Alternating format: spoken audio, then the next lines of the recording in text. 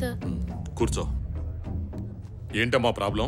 Sir 2008 March 15న Bharati అనే అమ్మాయిని brothel కేసులో అరెస్ట్ చేశారు సార్. ఆ కేసు తాలూకు వివరాలు ఎఫ్ఐఆర్ కాపీ కావాలి. ఒక స్ట్రాంగ్ టీ తీసుకురారా. ఏంటి 2008లో ప్రాస్టిట్యూషన్ చేస్తూ అరెస్ట్ అయి దొరికిన భారతి కేసు వివరాలు కావాలా? దానికి నీకు సంబంధం ఏంటి? మా అమ్మ సార్. ఓ, ఆ పతివ్రత కూతురువా నువ్వు? ఏదో సంఘ సేవ చేసినట్టు వెతుక్కుంటూ వచ్చావు. వివరాలు లేవు, ఏమీ లేవు, పో.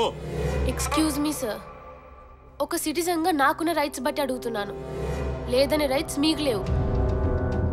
ఏంటి నీకు తెలిసిన రైట్స్ ఏంటి? ఏంటి? భారత రాజ్యాంగంలో రైట్ టు ఇన్ఫర్మేషన్ ప్రకారం మీరు కామన్ మ్యాన్ కి సర్వీస్ చేయడానికి మాత్రమే ఉన్నారని గుర్తుంచుకోండి. మీరు రియాక్ట్ అవ్వకపోయినా, అమర్యాదగా ప్రవర్తించినా మీ మీద ఐపీసీ సెక్షన్ 509 ప్రకారం లీగల్ గా యాక్షన్ తీసుకునే అధికారం నాకుంది. కాదంటే మీడియాకి ఎక్కుతాను, కోర్టుకు వెళ్తాను, హ్యూమన్ రైట్స్ కి కంప్లైంట్ కూడా చేస్తాను.